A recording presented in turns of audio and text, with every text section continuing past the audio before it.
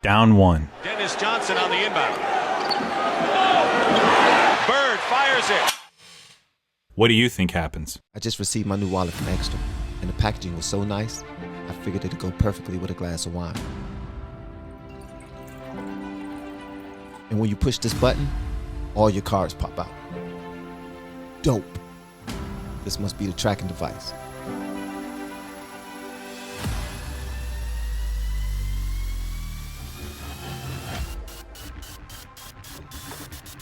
Oh, where's my wallet?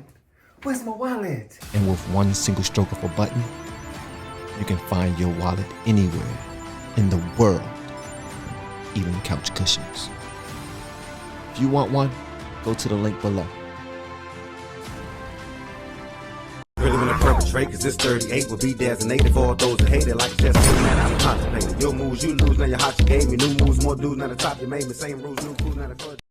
Hey, what's up, y'all? Welcome back. I am Van. We are all the LFR family. If you're not already with the LFR family, I'm gonna need for you to hit that subscribe button right there, Jack. Hit that thing! Alright, guys, we about to check out some more Larry Bird. Making the case for Larry Bird. Apparently, this is the ultimate show of respect. His resume, all that. Everybody that I heard from said that this one is the one right here. If you haven't seen our other videos about Larry Bird, man, go check them out. We did the ultimate mixtape. We did how scary good Larry Bird was, how much trash talk, how big of a trash talker he was, all that. Make sure you also check out our EKSTER wallets that you saw inside the, where my cash go? I know I had $7. I know I had $7. Oh yeah, I remember. I gave it to, gave it to the man outside of 7-Eleven. That's what that was. Check out my affiliate marketing link in the description as well. It will show you all of the stuff that I use to shoot my videos. You think it's just a camera and a computer. It's not. It's a whole array of things. Also, it has a bunch of stuff that I use on a day-to-day basis, like my drawers, books, you know, socks, what I drink, those type of things, just in case you want to go ahead and set up some things on your side too. All right?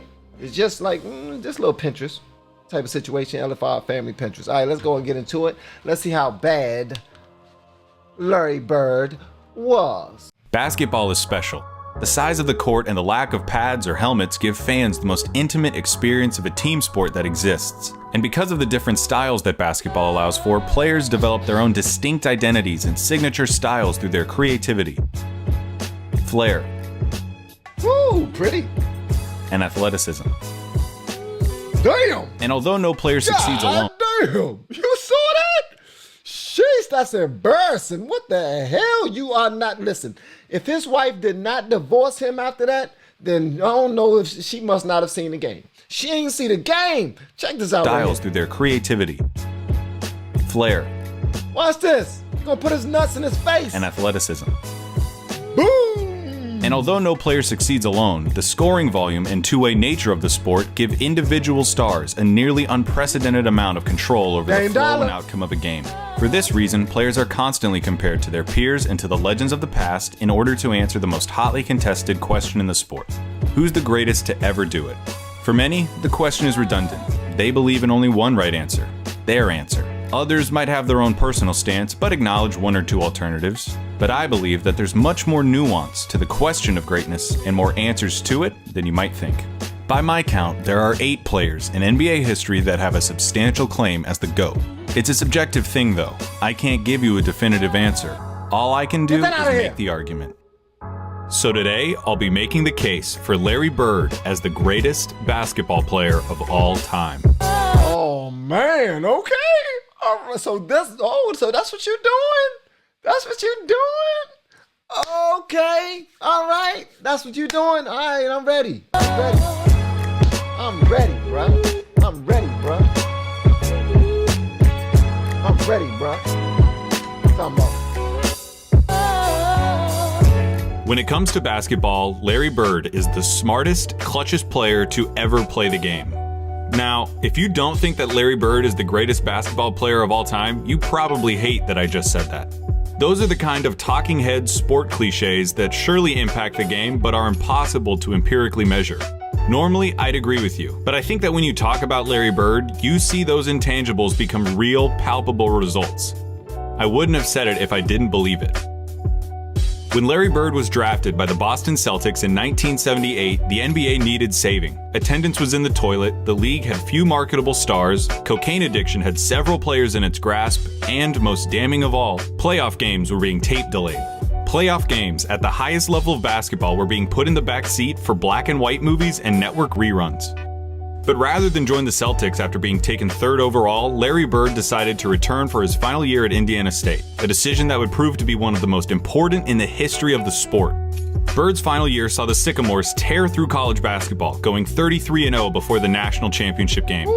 Bird, already claimed by the NBA's most historic and prestigious franchise, had established himself as the generational talent who would inherit the mantle of pro basketball. Indiana State's opponent in the national championship was Michigan State, captained by the immortal Irvin Magic Johnson. The Sycamores lost the championship to the more talented Spartans in the highest-rated game in the history of basketball at any level still to this day. The stage had been set. The next decade of basketball would be defined by the rivalry between... Hold on, don't just try to run through that like I didn't hear that. He got his ass whooped in college by Magic Johnson. You should have just stopped there and said that, brother. You try to just run along. I'm not going to let you just run along. All right? Okay, let's keep moving. The white hick from French Lick and his Boston Celtics, and the black Magic and his Showtime Lakers. The rivalry between Bird and Johnson is entwined into the fabric of the NBA and is worthy of 100 documentaries. In this video, though, we're going to be looking at Bird's claim of supremacy. Here's Bird's basketball resume. His 3 championships come with perhaps the highest collective degree of difficulty of any player's championships. His 3 MVPs came consecutively, making him only the 3rd player to accomplish the feat, along with Bill Russell and Wilt Chamberlain. His 2 finals MVPs are misleading. He was absolutely the best player on the '81 Celtics, but he was only a sophomore, and his 15 points per game in the finals gave the media an excuse to exact a little vengeance on a legendarily difficult interview. His All-Star and first-team selections also come with the caveat that Bird only played for 13 seasons and missed all but 6 games of the '89 season following surgeries on both feet. Dang. I can hear you already. A 13-year career, and this guy is supposed to be the GOAT? What color of paint are you huffing, Clayton? Green, obviously. But hear me out. Yeah, Bird's career lasted about 2/3 as long as it should have. But what he did in that time was so impressive and so substantial that every basketball fan acknowledges that he's in the conversation as the greatest ever. Doesn't it matter that those 13 years saved professional basketball, delivered a disproportionate amount of memorable moments, defined the golden age of the league, and produced a career by which all other forwards, before or since, are measured? Bird squeezed every drop of talent out in those 13 years and made it seem more like 30. He didn't just leave his fingerprints on the game. He left so much of his DNA in the sport that it needed a cigarette afterwards.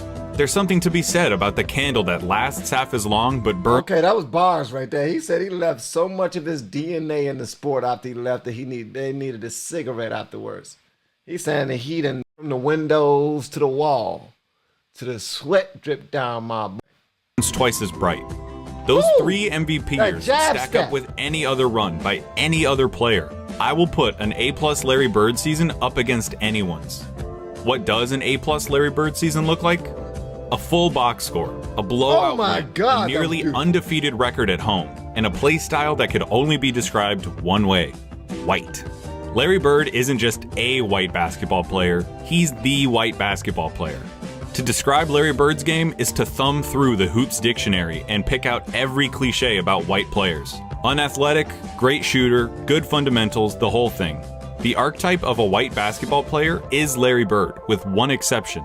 He had an unparalleled understanding of the game of basketball, both as a physical contest and as a mental competition. His basketball IQ infected everything he did and catapulted his career into legend. Bird was a complete player. Jerry West called him nearly as perfect as you can get. He was the league's first great marksman. He could contort his body to shoot from anywhere on the court, regardless of the level of defense. He pioneered the art of the dagger 3 and was the founding member of the 50-40-90 club. At 6'9", Bird's understanding of angles and coordination led to a higher rebounding average than Patrick Ewing, and it made him an impressively adept finisher in his younger years. In '86, Bird dropped 47 points on the Blazers, playing the majority of the game left-handed.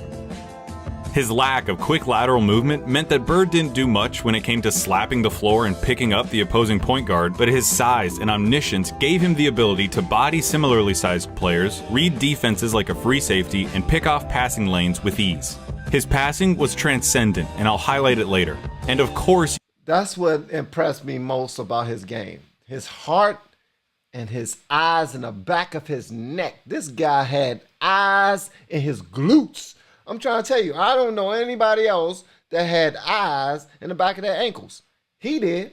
That's what Larry Bird did. you need to know that Larry Bird was a tough effort. He had a superhuman motor and dove for loose balls like a beagle at the park. Pause. He was a willing participant in his share of fights, often precipitated by his league-renowned trash talk. Larry Bird told Robert Reed he'd ought to stay there. He should have stayed in preaching. That was funny. He had 50 points. I was guarding in my rookie year. He looked at me and he goes, "You can't stop me." And I looked at him and I said, Glide to "God, glide. boy, you're so confident." He proceeded to score like 10 straight points on me. The coach took me out the game. He walks by and he's laughing at me. He was a basketball genius. He'd be a step ahead, a thought ahead, play the game like a chess game. I'd much rather guard Michael Jordan than Larry Bird because you have to play the game as a thinker when you're playing him. You have to get inside his mind. If you put all of us in a room, Magic, Jordan, myself, and Bird probably be the guy who walks out of the room at the end of the day. Did you notice something during those testimonies? Those are Wow, that was huge. Pause. That was huge. That was huge coming from Isaiah Thomas. But, then again, Isaiah Thomas always been on a campaign. He always had a beef with Michael Jordan.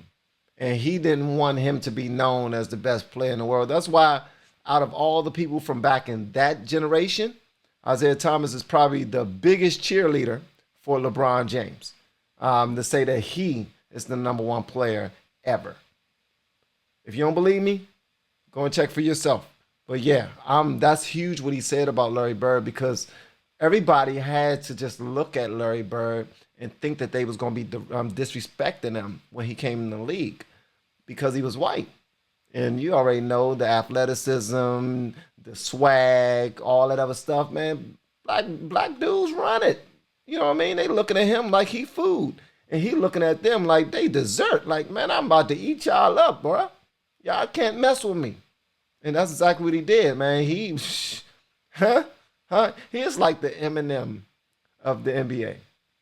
You ain't gonna ever hear that anywhere else. Probably will. Ain't nothing new under the sun. All right.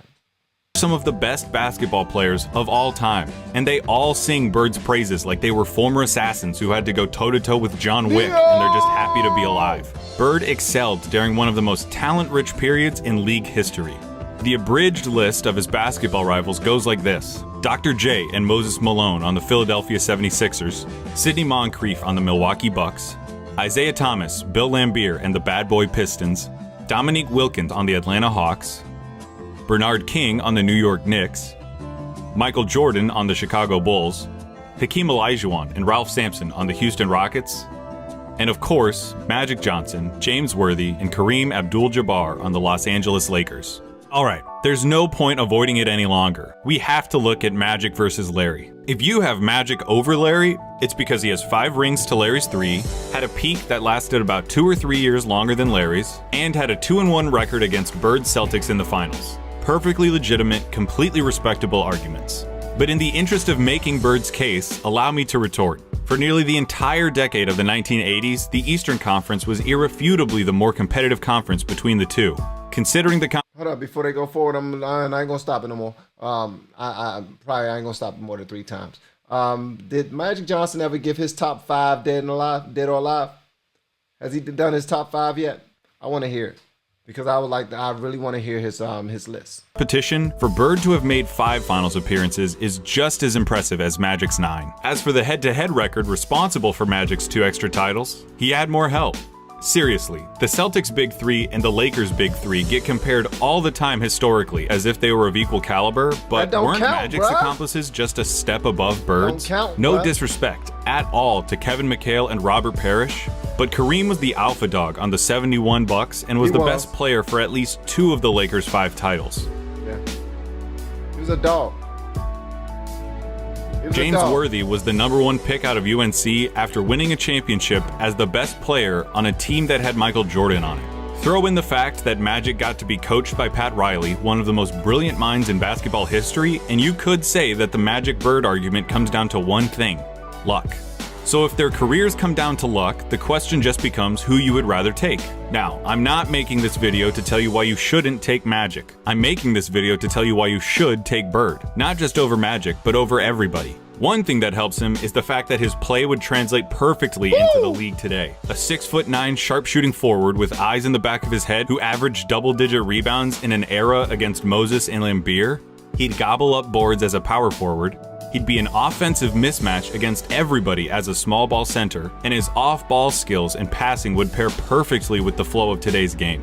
Add in his competitive mania and 3 generations worth of medical advancements, and we're talking about a player who could have stuck around so long they would have had to rename the league.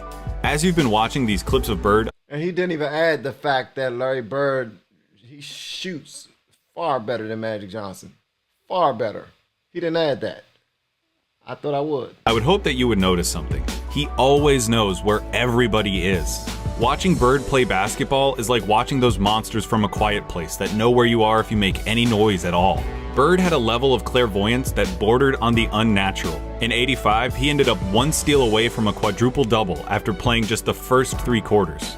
His passing was famously infectious and helped transform the Celtics of the '80s into an ideal that basketball teams at all levels are still shown tape of. They moved the ball with precision and intent, always looking for better shots and determined to get the entire team involved in the effort. That fact is almost entirely attributable to Bird and his wizardry with the ball. This acumen also helped Bird become the only player with a GOAT claim to transition successfully into other basketball roles after his playing career. In his 3 years as the head coach of the Pacers, Bird won a Coach of the Year award, coached the Pacers to their first and only finals appearance, and gave Michael Jordan as much trouble as he'd ever gotten in his career in the '98 Eastern Conference Finals. After moving into a front office role for Indiana, he won Executive of the Year in 2012, becoming the only person to have an MVP, Coach of the Year, and Executive of the Year award. On the court or off of it, inside and out, Larry Bird sees basketball as only he can.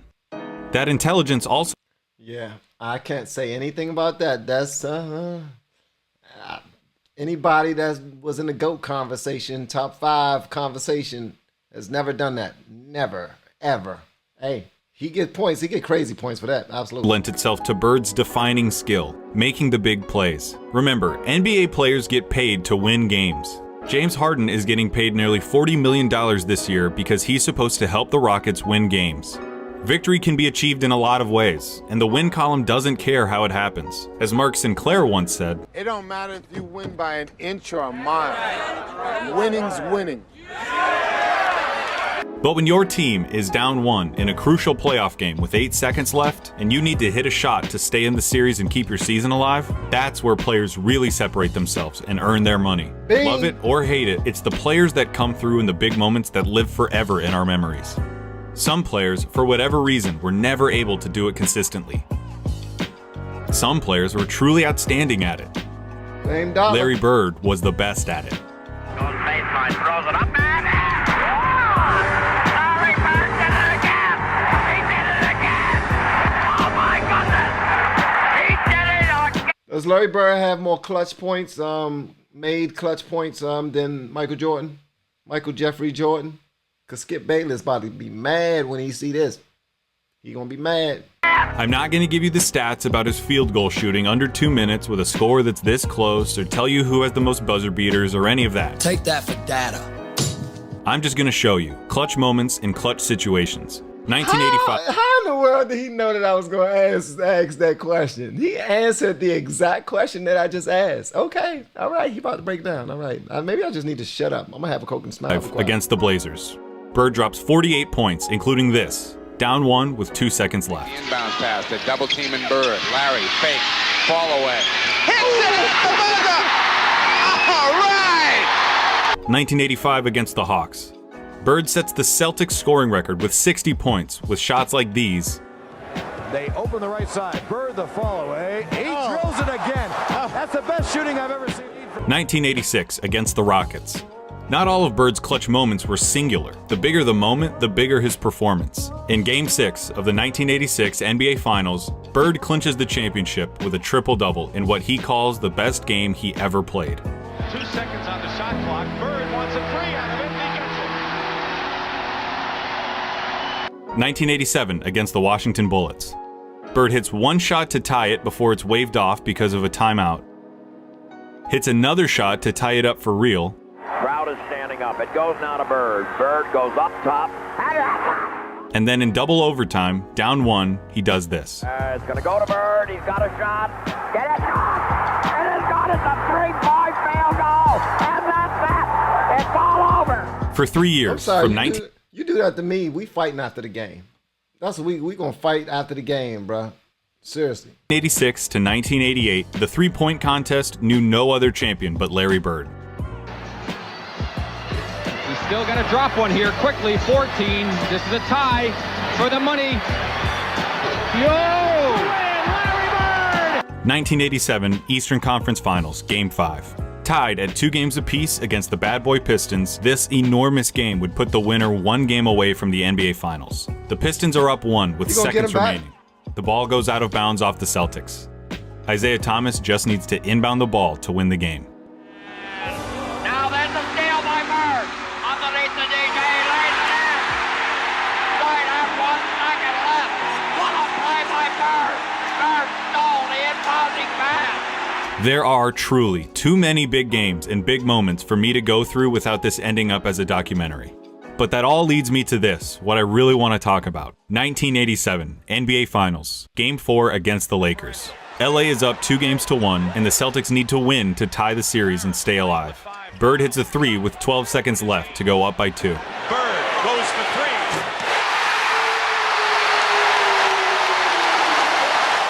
3. Kareem comes down and gets fouled with 8 seconds left.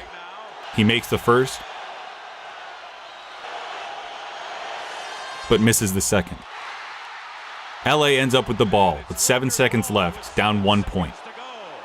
In the low post, being guarded by Dennis Johnson. Byron Scott is in the ball game now. Magic hits this, the baby skyhook. Magic with a hook shot. Scores with 2. 2 seconds left, down 1. Dennis Johnson on the inbound. Bird fires it. What do you think happens? I bet it wasn't that. When I paused the tape and the ball was hanging in the air, you thought it was going in. I did. I thought the joke was about to fall, bro. You got me good, bro. You got me good, man. For real. You got me good, bro. For real. What do you think happens? I bet it wasn't that. When I paused the tape and the ball was hanging in the air, you thought it was going in. Bird thought it was going in. Magic thought it was going in. I've seen this game before, and I still think it's going to go in. But it didn't. Pat Riley said it himself. We got lucky. And that, a missed shot in the NBA Finals, is why he's the clutchest. Because after he makes the big plays, has the big games, hits the big shots, time and time again, you expect him to hit every shot, to win every game. And in those fleeting moments when he doesn't, when he looks like a mere human, when he looks like everyone else who tries to do what he does, you just can't believe it. That's what Larry Bird did. He made the big plays so often you thought he was going to make them every time. He helped turn basketball into a global phenomenon, paving the way for every Michael Jordan, Kobe Bryant, or LeBron James who comes through our lives. He played basketball in its purest form and captained a team that is consistently ranked among the greatest of all time. He has the second highest win percentage in the history of the NBA, behind Magic by less than 0.5%, about 10 games. He was the complete package, a player with no holes in his game whatsoever.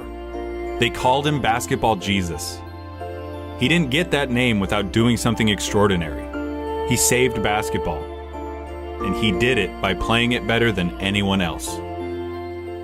Here's Magic at Bird's retirement in 1993. Larry Bird said that there will be another Larry Bird one day. And Larry, there will never, ever, ever be another Larry Bird. to the greatest basketball player ever, but more important, a friend forever.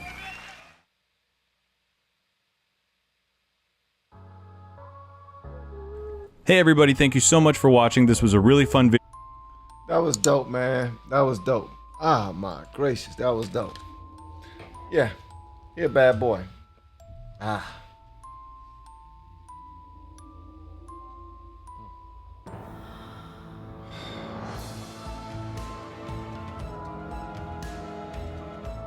I still ain't giving them the #1 joint. I don't care what y'all say.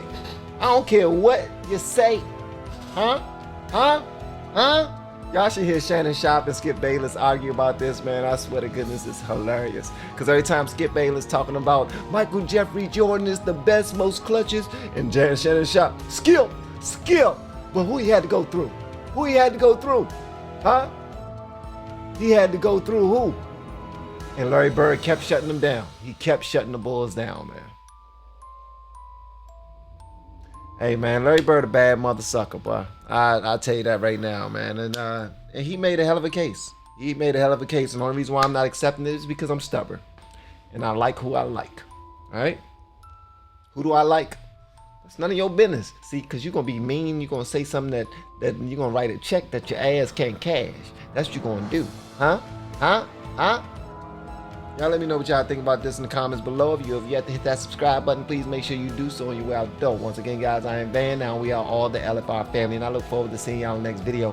Hopefully inside the Patreon as well. Y'all have been amazing, man. Love y'all. Bye.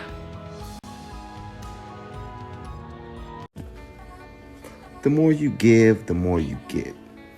Put my time in, put my love in, put all of that out there, and I'll get a lot more. Really gonna perpetrate, cause this 38 will be designated for all those that hate it like just man, I'm contemplating. Your moves you lose, now your hot you gave me new moves, more dudes, now the top you made me, same rules, new crews, now the